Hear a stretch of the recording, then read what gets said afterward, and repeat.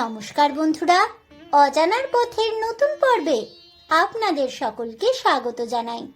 বন্ধুরা, আজ আমি আপনাদের শোনাবো হিন্দু নবজাগরণের অন্যতম পুরোধা ব্যক্তিত্ব ঠাকুর শ্রী শ্রী রামকৃষ্ণ পরমহংসদেবের জীবনী।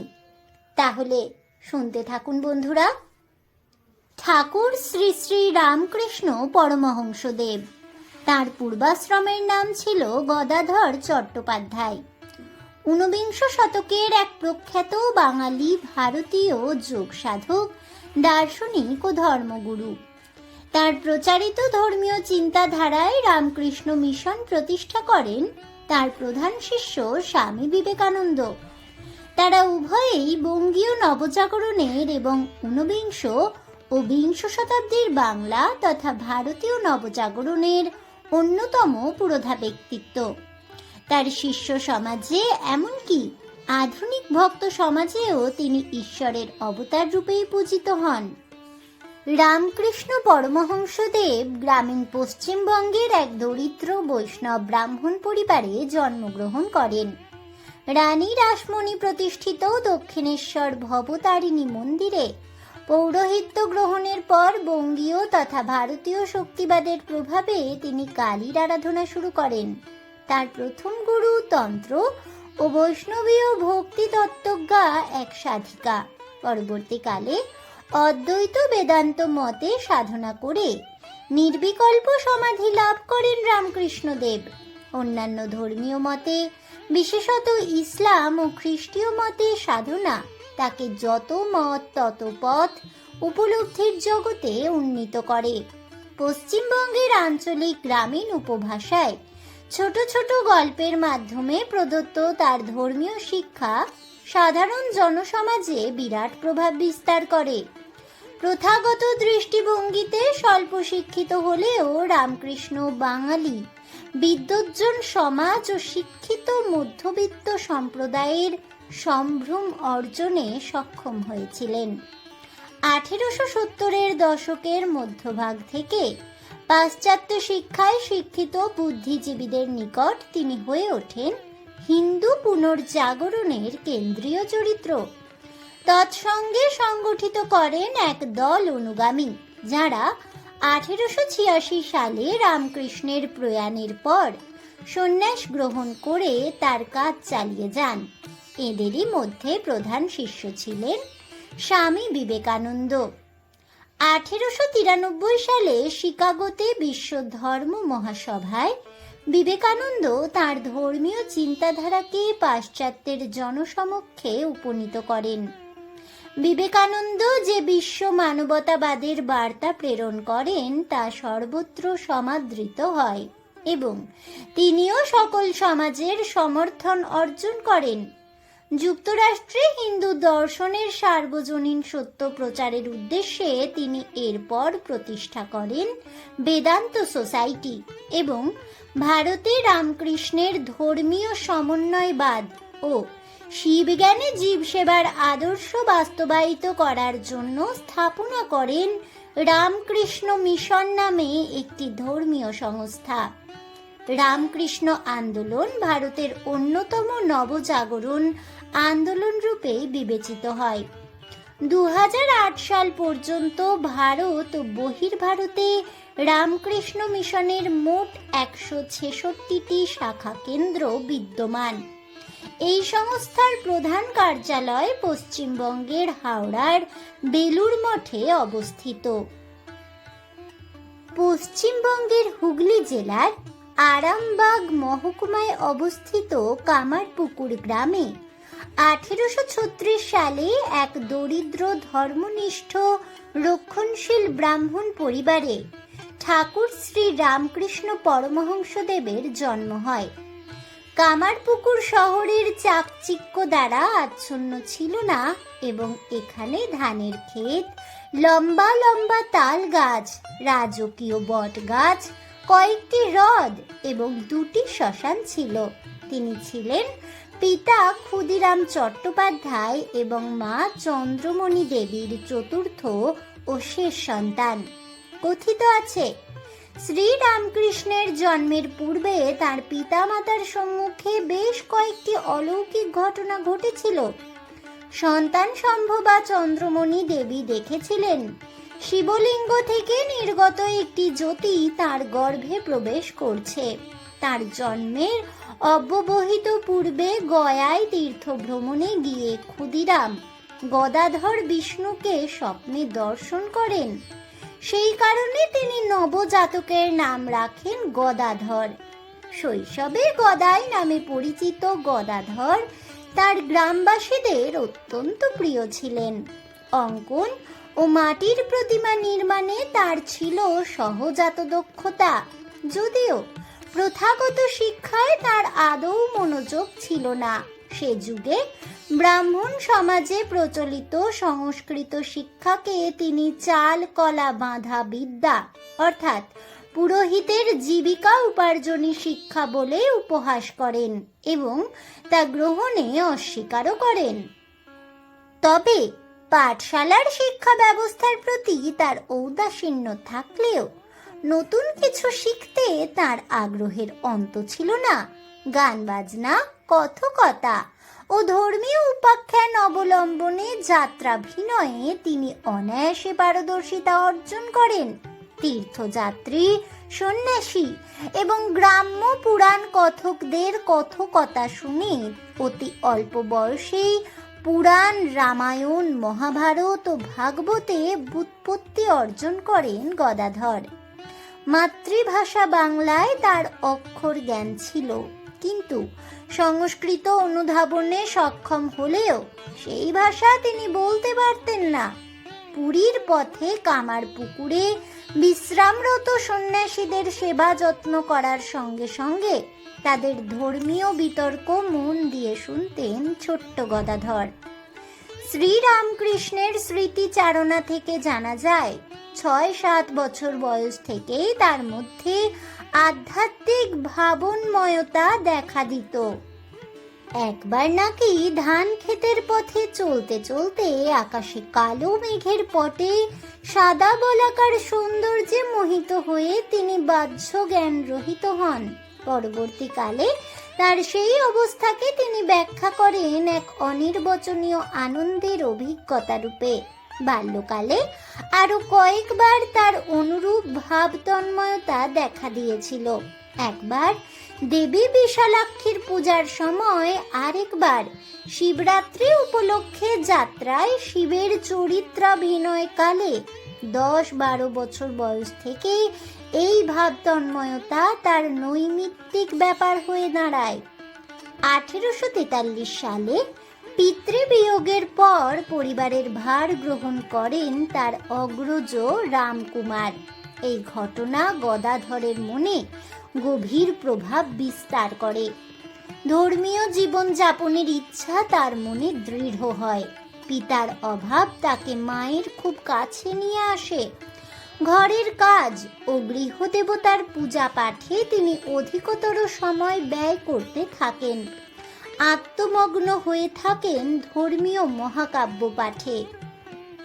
গদাধর যখন কিশোর, তখন তার পরিবারের আর্থিক সংকট দেখা দেয়। রামকুমার কলকাতায় একটি সংস্কৃত টোল খোলেন ও পুরোহিতের বৃত্তি গ্রহণ করেন। 1852 সালে দাদাকে পৌরোহিত্যে সহায়তা করার মানসে গদাধর কলকাতায় পদার্পণ করেন। 1855 সালে কলকাতার মাহিষ্য সমাজের এক ধনী জমিদার পত্নী রানী রাসমণি দক্ষিণেশ্বর কালীবাড়ি প্রতিষ্ঠা করলে রামকুমার সেই মন্দিরে প্রধান পুরোহিতের পদ গ্রহণ করেন। তখনকার ব্রাহ্মণ সমাজে নিম্নবর্ণীয়া গণ্য এক নারীর প্রতিষ্ঠিত মন্দির হওয়া সত্ত্বেও সামান্য অনুরোধেই গদাধর সেই মন্দিরে চলে আসেন। তিনি ও তার ভাগ্নে হৃদয় রামকুমারের সহকারী হিসাবে প্রতিমার সাজসজ্জার দায়িত্ব গ্রহণ করেন। 1856 সালে রামকুমারের মৃত্যু হলে গদাধর তার স্থলাভিষিক্ত হন। মন্দিরে উত্তর পশ্চিম আঙিনায় তাকে একটি ছোট ঘর দেওয়া হয়। এই ঘরে তিনি অতিবাহিত করেন তার অবশিষ্ট জীবন। অনুমিত হয় রানী রাসমণির জামাতা মথুরামোহন বিশ্বাস, যিনি মথুরবাবু নামে পরিচিত ছিলেন, তিনি গদাধরকে রামকৃষ্ণ নামটি দিয়েছিলেন। অন্য মতে এই নামটি তার অন্যতম গুরু তোতাপুরীর দেওয়া। রামকুমারের মৃত্যুর পর রামকৃষ্ণের ভাবতন্ময়তা বৃদ্ধি পায়। কালীকে তিনি মা ও বিশ্বজননী ভাবে প্রত্যক্ষ করতে শুরু করেন। এই সময় দেবীর প্রত্যক্ষ রূপ দর্শনের জন্য ব্যাকুল হয়ে ওঠেন তিনি। তার বিশ্বাস, পাষাণ প্রতিমা জীবন্ত হয়ে অন্ন গ্রহণ করতে শুরু করে। পূজা করতে করতে দেবীর দর্শন না পেয়ে তিনি চিৎকার করে কেঁদে উঠতে থাকেন। রাত্রিকালে নিকটবর্তী জঙ্গলে গিয়ে বস্ত্র ও উপবীত ত্যাগ করে নির্জনে ধ্যান করতেও শুরু করেন। কেউ কেউ বলতে থাকে যে তিনি পাগল হয়ে গেছেন, আবার কেউ বলেন তিনি ঈশ্বরের প্রেমে আকুল হয়েছেন। একদিন অস্থিরতার বশে তিনি সংকল্প করেন দেবীর দর্শন না পেলে জীবন বিসর্জন দেবেন। দেওয়াল থেকে খড়গ তুলে নিয়ে তিনি গলায় কোপ বসাবেন। এমন সময় অকস্মাৎ সমগ্র কক্ষ আলোয় উদ্ভাসিত হয়ে উঠল। শ্রীরামকৃষ্ণ তার প্রথম কালী দর্শনের যে বর্ণনা দিয়েছেন তা হলো, সহসা মার অদ্ভুত দর্শন পাইলাম ও সংজ্ঞাশূন্য হইয়া পড়িয়া গেলাম। তাহার পর বাহিরে কি যে হইয়াছে, কোন দিক দিয়া সেদিন ও তৎপর দিন যে গিয়াছে তাহার কিছুই জানিতে পারি নাই। অন্তরে কিন্তু একটা অননুভূত জমাট বাঁধা আনন্দের স্রোত প্রবাহিত ছিল এবং মার সাক্ষাৎ প্রকাশ উপলব্ধি করিয়াছিলাম। ঘর দ্বার মন্দির সব যেন কোথায় লুপ্ত হইল, কোথাও যেন আর কিছুই নাই। আর দেখিতেছি কি এক অসীম অনন্ত চেতন জ্যোতি সমুদ্র, যেদিকে যত দূর দেখি চারদিক হইতে তার উজ্জ্বল উর্মিমালা তর্জন গর্জন করিয়া গ্রাস করিবার জন্য মহাবেগে অগ্রসর হইতেছে। দেখিতে দেখিতে উহারা আমার উপর নিপতিত হইল এবং আমাকে এককালে কোথায় তলাইয়া দিল। হাঁপাইয়া হাবুডুবু খাইয়া সংজ্ঞাশূন্য হইয়া পড়িয়া গেলাম। উক্ত ঘটনার পর ঠাকুর শ্রী রামকৃষ্ণ কালীর নিকট সম্পূর্ণ নিজেকে সমর্পণ করেন। কি সাধারণ, কি দার্শনিক, সকল ক্ষেত্রেই বালক সুলভ আনুগত্য নিয়ে তিনি দেবীর নিকট প্রার্থনা নিবেদন করতে শুরু করেন। রানী রাসমণি ও তার জামাতা মথুর বাবু যদিও পরম স্নেহবশত তাকে তার ইচ্ছা মতো পূজার অনুমতি দিয়েছিলেন, তবুও তারা মনে করতেন শ্রীরামকৃষ্ণ দীর্ঘ ব্রহ্মচর্য জনিত কোনো দুরারোগ্য মানসিক ব্যাধিতে আক্রান্ত। মথুরবাবু তার জন্য বারবনিতার বন্দোবস্ত করলেন, কিন্তু তাকে প্রলুব্ধ করার সকল প্রচেষ্টাই ব্যর্থ হলো। তিনি সেই দেহোপজীবিনীর মধ্যেও দিব্য মাতৃমূর্তি দর্শন করেন। এরপর কামারপুকুরে গুজব রটে যায়, দক্ষিণেশ্বরে অতিরিক্ত সাধনার শ্রমে শ্রীরামকৃষ্ণ পাগল হয়ে গেছেন। মা ও মধ্যমাগ্রজ রামেশ্বর তার বিবাহ দানের চিন্তা ভাবনা করতে থাকেন। তারা ভেবেছিলেন বিবাহের পর সাংসারিক দায় দায়িত্বের ভার কাঁধে চাপলে আধ্যাত্ম সাধনার মোহ তার কেটে যাবে, তিনি আবার স্বাভাবিক জীবনের ছন্দে ফিরে আসবেন। শ্রীরামকৃষ্ণ বিবাহে আপত্তি তো করলেনই না, বরং বলে দিলেন কামারপুকুরের 3 মাইল উত্তর পশ্চিমে জয়রামবাটি গ্রামের রামচন্দ্র মুখোপাধ্যায়ের গৃহে কন্যার সাক্ষাৎ পাওয়া যাবে। 1859 সালে 5ম বর্ষীয়া বালিকা সারদার সঙ্গে তার শাস্ত্রমতেই বিবাহ সম্পন্ন হয়। শ্রীরামকৃষ্ণের বয়স তখন 23।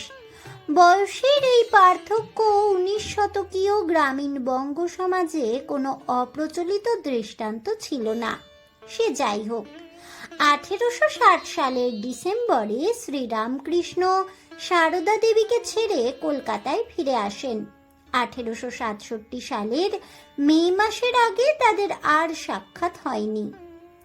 বিবাহের পর শ্রীরামকৃষ্ণ দেব কলকাতায় প্রত্যাবর্তন করে পুনরায় মন্দিরের কাজ গ্রহণ করেন। তবে ভাবতন্ময়তা কাটার পরিবর্তে তার অধ্যাত্ম পিপাসা বহু গুণে বৃদ্ধি পায়। ব্রাহ্মণদের যাত্রাভিমান দূর করার জন্য তিনি নিম্নবর্ণীয়দের হাতে খাদ্য গ্রহণ, অন্তজ পারিয়াদের চাকর ও ঝাড়ুদারদের সেবা করতে থাকেন। স্বর্ণ ও রৌপ্য মুদ্রাকে মাটির ঢেলার সঙ্গে মিশিয়ে তিনি বলতে শুরু করেন, টাকা মাটি, মাটি টাকা, এবং অর্থকে লোষ্ট্র জ্ঞানে গঙ্গায় নিক্ষেপ করেন। লোকে মনে করতে থাকেন সত্যিই তিনি পাগল হয়ে গেছেন। কথিত আছে, এই অবস্থায় তিনি এতটাই সংবেদনশীল হয়ে উঠেছিলেন যে ঘুমন্ত অবস্থাতে কেউ মুদ্রা স্পর্শ করালে তার দেহ সংকুচিত হয়ে আসত। তার শরীরে তীব্র দাহ উপস্থিত হলো। তিনি নিদ্রারহিত হলেন। ফলে মন্দিরের কাজকর্ম তার পক্ষে অসম্ভব হয়ে পড়ল। চিকিৎসকগণ আহত হলেন, কিন্তু তাদের একজন বললেন যে রোগীর এই অবস্থার কারণ আধ্যাত্মিক উত্তেজনা, কোনো ঔষধ থেকে সুস্থ করতে সক্ষম নয়। 1861 সালে ভৈরবী ব্রাহ্মণী নামে গৈরিক বস্ত্র পরিহিতা এক যোগিনী দক্ষিণেশ্বরে উপস্থিত হন। তার প্রকৃত নাম ছিল যোগেশ্বরী এবং বয়স ছিল 40-এর কাছাকাছি। দক্ষিণেশ্বরে আগমনের পূর্বে তার জীবন সম্পর্কে বেশি কিছু জানা যায় না। তবে তিনি ছিলেন শাস্ত্রজ্ঞা ও তন্ত্র বৈষ্ণব সাধনে সিদ্ধা। শ্রীরামকৃষ্ণ ভৈরবীর কাছে তার ভাবতন্ময়তা ও দৈহিক পীড়ার বর্ণনা দিলেন। ভৈরবী তাকে এই বলে আশ্বস্ত করলেন যে তিনি পাগল হয়ে যাননি, বরং আধ্যাত্মিক মহাভাব তাকে আশ্রয় করেছে। এই মহাভাবের বশেই তিনি দিব্য প্রেমে মাতোয়ারা হয়ে উঠেছেন। বিভিন্ন ভক্তি শাস্ত্রের উদাহরণ দিয়ে তিনি দেখালেন রাধা ও চৈতন্য মহাপ্রভুরও একই ভাব উপস্থিত হয়েছিল। ভৈরবী তার দৈহিক পীড়া অবসানের নিদানও দিলেন। ভৈরবীর পথ নির্দেশনায় শ্রীরামকৃষ্ণ তন্ত্রমতে সাধনা শুরু করলেন। এই সাধনায় তার সমস্ত শারীরিক ও মানসিক পীড়ার উপশম হলো। ভৈরবীর সহায়তায় তিনি তন্ত্রোল্লেখিত 64 প্রকার প্রধান সাধন অভ্যাস করলেন। জপ ও পুরশ্চরণের মতো মন্ত্র সাধনায় চিত্ত শুদ্ধ করে পূর্ণ আত্মনিয়ন্ত্রণ স্থাপন করলেন। তন্ত্র সাধনায় সাধারণত বামাচারের মতো ধর্মবিরোধী পন্থাও অভ্যাস করতে হয়, যার মধ্যে মাংস, মৎস্য ভক্ষণ, মদ্যপান ও যৌনাচারও অন্তর্ভুক্ত। শ্রীরামকৃষ্ণ তার জীবনীকারগণের কথা থেকে জানা যায় শেষোক্ত দুটি তিনি অভ্যাস করেননি, শুধুমাত্র সেগুলির চিন্তন করেই কাঙ্ক্ষিত সাধন ফল লাভ করেছিলেন। শ্রীরামকৃষ্ণ বামাচারকে একটি জ্ঞানমার্গ বলে উল্লেখ করলেও অন্যদের এই পথে সাধন করতে নিষেধ করতেন। পরে তার প্রধান শিষ্য স্বামী বিবেকানন্দ যখন তাকে বামাচার সম্পর্কে প্রশ্ন করেন, তিনি বলেন, এই পথ বড় কঠিন, ঠিক রাখা যায় না, পতন হয়। ভৈরবী শ্রীরামকৃষ্ণকে কুমারী পূজার শিক্ষা দেন। এই পূজায় কোনো কুমারী বালিকাকে দেবী জ্ঞানে পূজা করা হয়।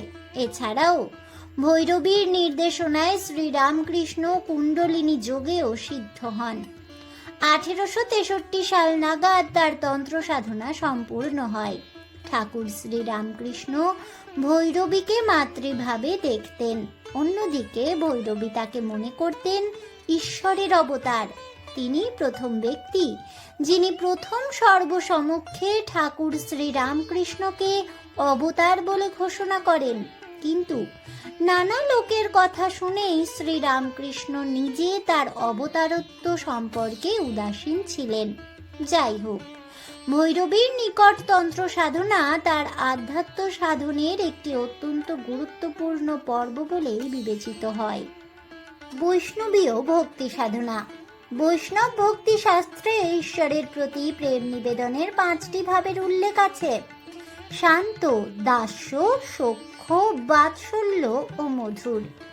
ঠাকুর শ্রী রামকৃষ্ণ এই ভাবগুলির কয়েকটি অভ্যাস করেন। কালী দর্শন ও বিবাহে মধ্যবর্তী সময়ে কিছু কালের জন্য তিনি দাস্যভাবে সাধনা করেছিলেন। এই সময় তিনি হনুমান ভাবে ভাবিত হয়ে রামচন্দ্রের আরাধনা করেন। এই সময় তার হাবভাব সকলই হনুমানের মতো হয়েছিল। তিনি কদলী ভক্ষণ করতেন, অধিকাংশ সময় বৃক্ষ শাখায় কাটাতেন, এমনকি বানরের মতো অস্থির চোখের দৃষ্টিও লাভ করেছিলেন। শ্রীরামকৃষ্ণ বলেছিলেন, তার মেরুদণ্ডের নিচে সামান্য অংশ এই সময় লেজের মতো প্রসারিত হয়েছিল। দাস্যভাবে সাধনার সময় তিনি রামের পত্নী সীতা দেবীর দর্শন পান এবং সীতার সেই মূর্তি তার নিজ দেহে অন্তর্হিত হতে দেখেন। 1864 সালে দেবী প্রতিমায় মাতৃভাব আরোপ করে শ্রীরামকৃষ্ণ বাৎসল্য ভাবের সাধনা করেন। এই সময় তিনি রামলালা অর্থাৎ বালক রামচন্দ্রের একটি ধাতু মূর্তির পূজা করতেন। পরে তিনি বলেছিলেন, এই সময় তার হৃদয় মাতৃভাবে পূর্ণ হতো, তার মধ্যে নারীর ভাব ফুটে উঠত, এমনকি তার কথাবার্তাও হাবভাবও মেয়েলি আকার নিত। শ্রীরামকৃষ্ণ আরো বলেছেন যে এই সময় তিনি ধাতু মূর্তিতেই জীবন্ত বালক রামচন্দ্রকে চাক্ষুষ করতেন। পরবর্তীকালে গোপিনী রাধার ভাব আরোপ করে শ্রীকৃষ্ণের প্রেমিক রূপে মধুর ভাব সাধনা করেন ঠাকুর শ্রী রামকৃষ্ণ। এই প্রেম উপলব্ধি করার জন্য তিনি দীর্ঘকাল নারীর বেশে নিজেকে বৃন্দাবনের গোপিনী কল্পনা করেছিলেন। এই সাধনার অন্তে তার সবই কল্প সমাধি হয়। তিনি কৃষ্ণের সাথে আধ্যাত্মিক মিলনে মিলিত হন। নদিয়ায় গৌড়ীয় বৈষ্ণব ভক্তিবাদের প্রবর্তক চৈতন্য ও নিত্যানন্দের জন্মস্থান ভ্রমণকালে তিনি ভাবচক্ষুতে 2 নৃত্যরত বালককে তার দেহে অন্তর্লীন হতে দেখেছিলেন।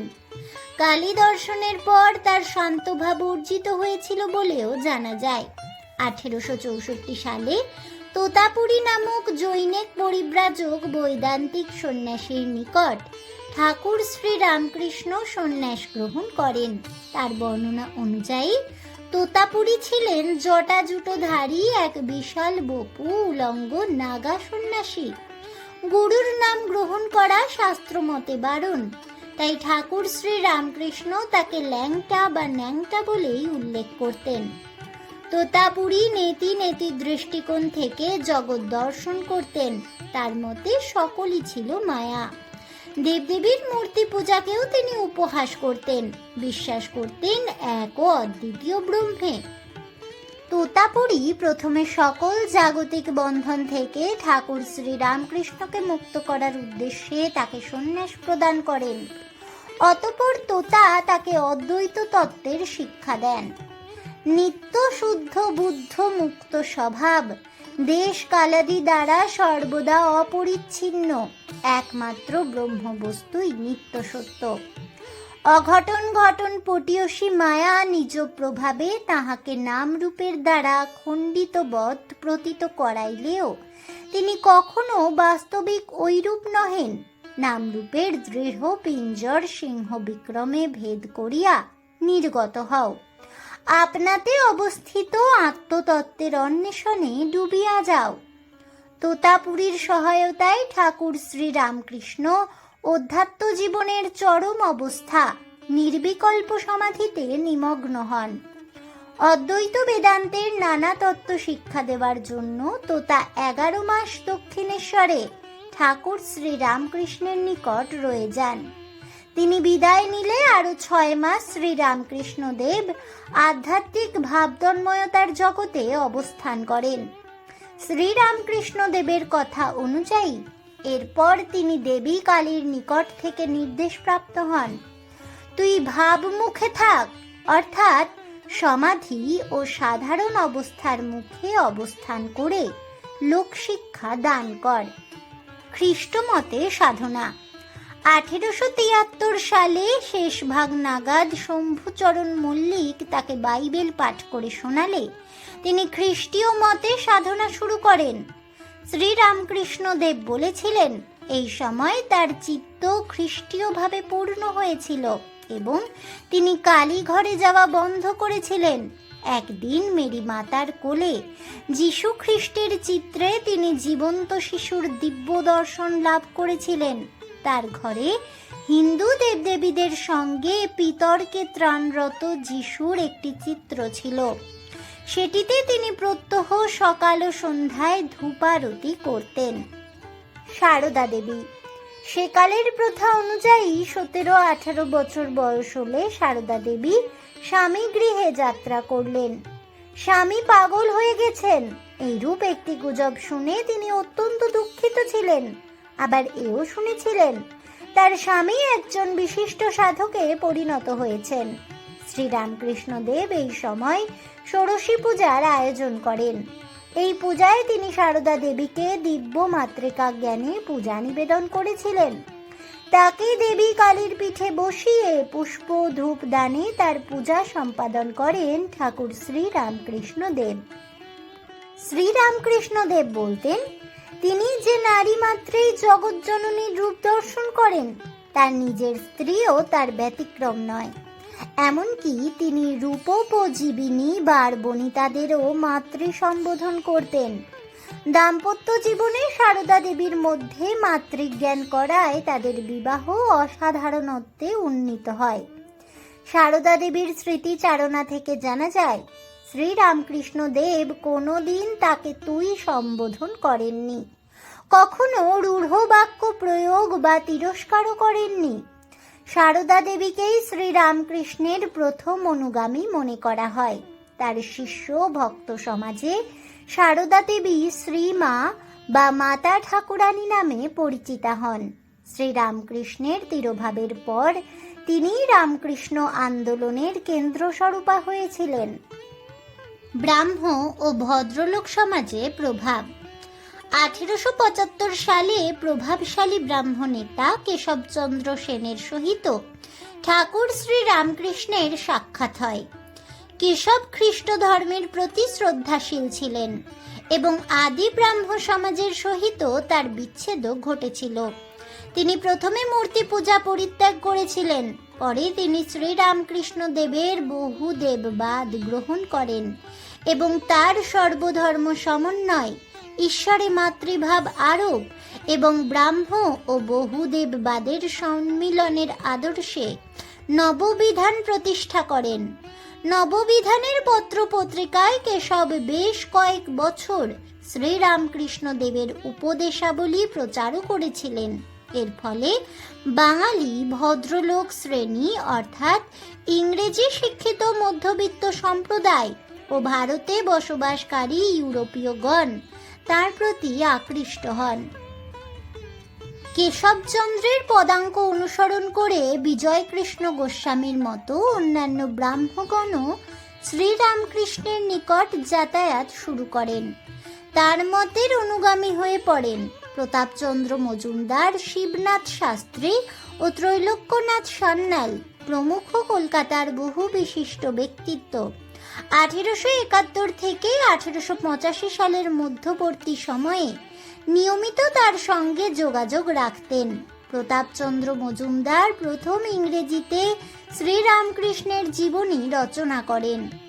1979 সালে থেইস্টিক কোয়ার্টারলি রিভিউ পত্রিকায় দ্য হিন্দু সেইন্ট নামে প্রকাশিত সেই জীবনী জার্মান ভারতবিদ ম্যাক্স মুলার প্রমুখ পাশ্চাত্য পণ্ডিতের দৃষ্টি শ্রীরামকৃষ্ণ দেবের প্রতি আকৃষ্ট করে। এছাড়াও বিভিন্ন পত্রপত্রিকায় প্রকাশিত অন্যান্য ব্রাহ্মদের বক্তৃতা ও নিবন্ধ থেকেও বাঙালি ভদ্রলোক শ্রেণী শ্রীরামকৃষ্ণ দেবের প্রতি আকৃষ্ট হয়েছিলেন। সংবাদপত্রে প্রকাশিত খবর অনুসারে শ্রীরামকৃষ্ণ দেবের প্রেম ও ভক্তির বাণী বাঙালি সমাজে ব্যাপক প্রভাব বিস্তার করে এবং বহু হিন্দু ধর্মত্যাগী যুবককে ধর্মের মূল স্রোতে ফিরিয়ে আনতে সহায়ক হয়।